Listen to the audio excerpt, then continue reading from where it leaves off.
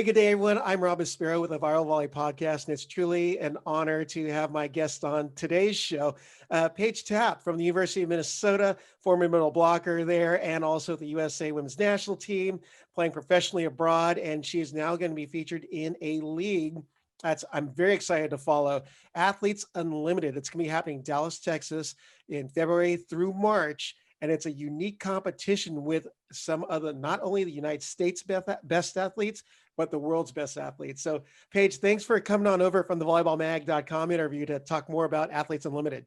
Thank you so much for having me, Rob. I'm excited to be here and share some information about the league. Oh, you got to brag on yourself too. You got to up the ante in the competition. Yeah.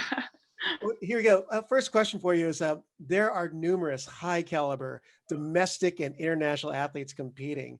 Are there any that you look forward to teaming up with and on the other side competing against?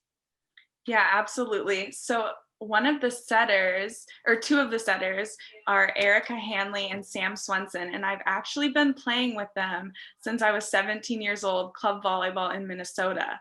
So to say we have a nice, strong connection would definitely be true. And I'm really excited to team up with them because I learned how to play volleyball hitting off of them. We went to college together and competed against some really good teams. So to team up with them, I think will definitely help both of us because we're so familiar with each other. Mhm. And then also just to play against Lauren Gibbemeyer and Tori Dixon. I played with them in the USA gym and they're Minnesota girls. I love them to death and I've always loved playing against them. No one makes me better than when they're blocking against me and having to be creative and find ways to score. So I definitely cannot wait to either play with them or even have them on my team. So if you guys end up bubbling in the same room together and you play against each other, it's going to be silent treatment until the match. Yeah, maybe. No, we're always great off the court, competitive on the court, but it's always just like in good spirits. Right. Well, it's actually a good segue to my next question for you, but there are a lot of Minnesota players that you got to play against, or I'm sorry, play with during your time, but also other alumni. Here's some of the names that have come from Minnesota that are doing well in the world today playing. Dolly Santana, and now Tori Dixon, but she's now playing from our discussion before going live. Your sister, Hannah, she's playing abroad, but Hmm. the athletes are going to be compete. Oh, and Sarah Wilhite, who Yeah. also is a part of that crew. But the ones that are competing with you during this tournament, Sam Selliger Swenson, Molly Lohman, Dalian Liz Rosado, Taylor Morgan, Erica Hanley, and Lauren Gibmeyer. And then I just found out Tori Dixon is also there. Um, what's it going to be like playing with all these ladies representing the Golden Gophers? I think when you graduate college, you feel it. Yeah, it's almost really hard to know that you'll never play with these amazing athletes again that you've grown like so close with, and to have the opportunity to get to play with them again is just Mhm. an unbelievable dream come true because we've pushed each other for years. I was with Molly for 3 years and Sam for 2 years and Dolly and Liz for 3 years, and we know each other so well. And to see how they've grown after college and blossomed into even better players is just really exciting. I can't wait to get on the court with them. We all have a really special bond at Minnesota. The culture is so great that everyone just respects each other like crazy. So to be able to play with these girls that I admire so much is going to be amazing. Well, during your career, what was it like to play alongside them? A successful program in Minnesota, and winning is basically part of the name. I would, Yeah. from every time I see it postseason. Yeah, we had definitely incredible competition every day in practice. Practice was harder than our matches often because who you're playing against on the other side of the net is just an unbelievable athlete. And I think that's what made us so good at Minnesota is every day we were trying our best to learn the other player so we knew how to stop their best shots and make them a little bit better. And that's why I think Minnesota is so successful because we're constantly pushing each other and trying to make each other better. And to get the opportunity to do that again is going to be Mhm. amazing. I think everyone's going to get a little better in just a short amount of time. Well, you got to play for an extremely talented and cerebral coach in Coach Hugh McCutcheon. Um, what was it like playing for Hugh and also bringing what you learned into your professional career? Hugh was the biggest reason I found success in volleyball. He is just an unbelievable coach. I could have never imagined coming out of high school that I would become the player I am. And I don't think I've ever had someone believe in me as much as I've had Hugh believe in me and how he believes in his athletes. And everything comes down to the fundamentals for him. And I think that you sometimes get good and you think, oh, I'm good enough as I am. But when I walked into college, you have to learn all of the skills over and you can perfect them and make them simpler. And he definitely does that for his athletes. And I, even when I practiced yesterday, I'll remember things that he just ingrains in you and says that are just very simple, fundamental parts of volleyball, but I'll never forget. And I think that's what he's really good at, is just making it simple and breaking it down for you. And you know, all of the technical skills to succeed professionally. Right. Well, so I named all the Minnesota gals that are competing in Athletes Unlimited, but let's just get some of the other names that are showing up on the list of 44 athletes. You may recognize some of them competing against them. They've been in the USA gym. Nia Grant, USA and Penn State. Mhm. Alex Holston, Florida, the USA gym. Uh, Molly McCage, Val Nickel, Ebony Nwanabu, Taylor Bruns. And then just these people, Jordan Larson, Cassie Lickman, and Karch Stallone. No big deal. Uh, you've played against them at one point in your career, and you know their game. Do you think that gives you an advantage being familiar with those athletes competing with and against them? I hope so. There's people, you know, I mean, everyone's constantly evolving and getting better. I know Molly McCage really well. We actually played for 2 professional seasons in Germany together, and she's phenomenal. I definitely became a better middle blocker having to play against her every single day. But for all of those girls, I think knowing some of their tendencies will help me. And I definitely am a student of the game and I'm always watching and learning. But I think Mhm. that the first couple weeks of training, when we're in there together, everyone's gonna have their student hats on and trying to learn everyone's tendencies and everyone's shots. And I think that's definitely what's gonna happen in the first week we go there, versus trying to remember what they did in college, because Mhm. I do think that everyone's getting better every year and there's no way of knowing if they still like that sharp cross court shot anymore. They've got a little more refined. They go to the roll shot now. Yeah. Yeah, probably they're much more smart, or so I don't know. Yeah. Well, those are all the domestic players that we've seen, the NCAA standouts and USA women's national team members. But there's a handful of international standouts that are going to be competing.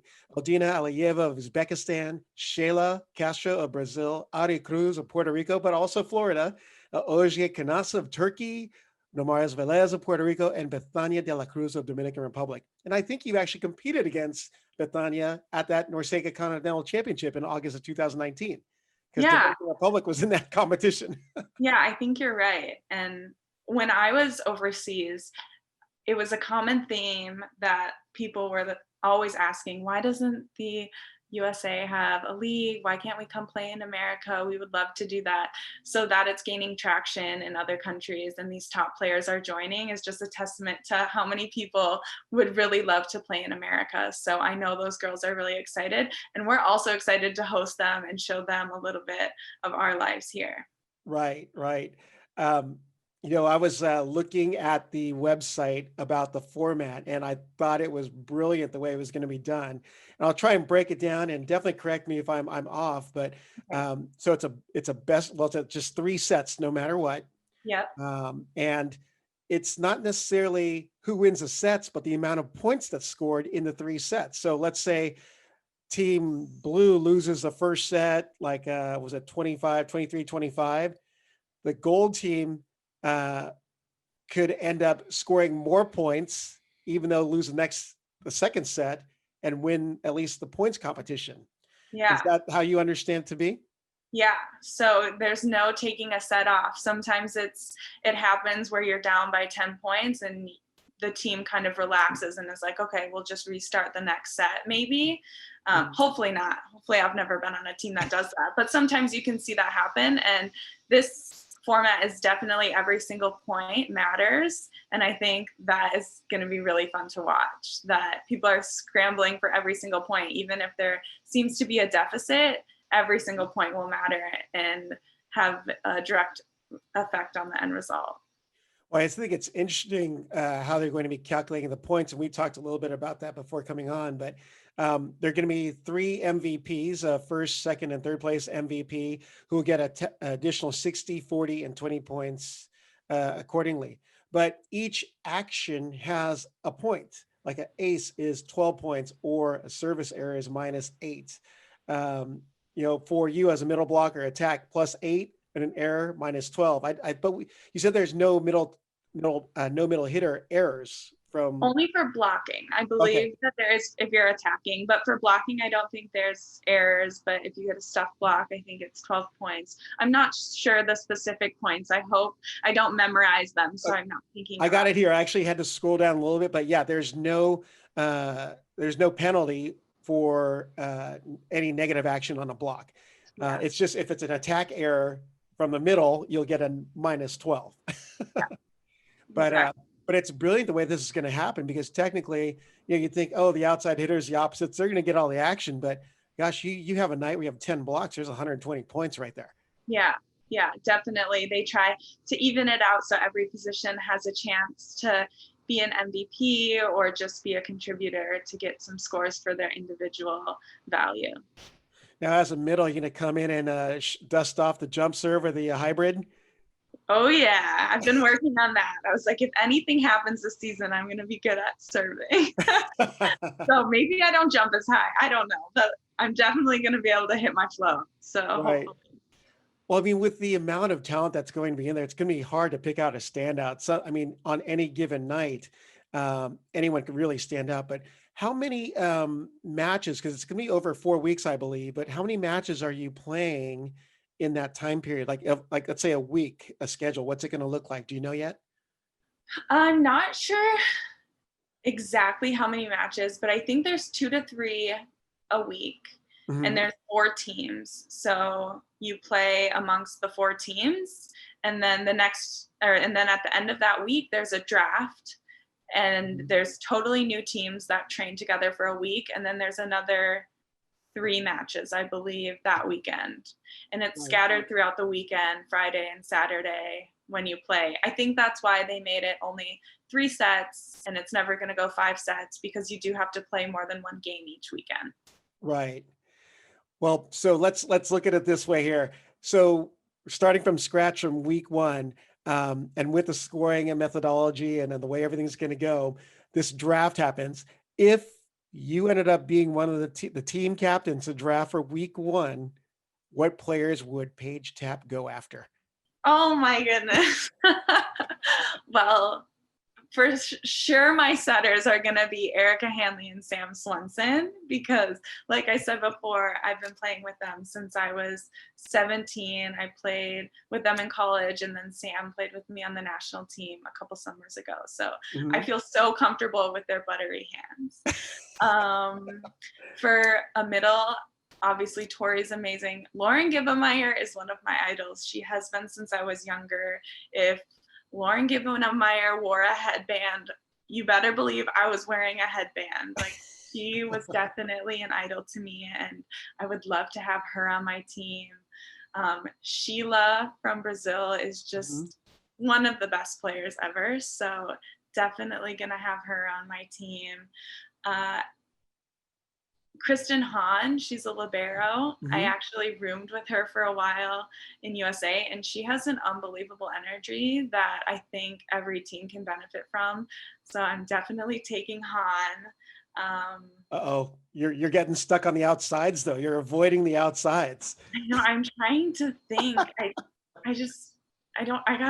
don't know. I need like a roster in front of me. Karsta Lowe on the opposite. I love Karsta. She's an amazing person, and she can bang the ball. So she would be so fun to have. Yeah. Who are some of the outsides I can choose from? I'm trying to Jordan think. Larson is a familiar name. Oh, Jordan Larson. Wait, I didn't say her first. Jordan The on one the who actually got you on to joining Athletes Unlimited. Yeah, she's the reason I got this opportunity. So, and Yeah, she's Jordan Larson. No explanation needed for her. right. She's definitely on my team.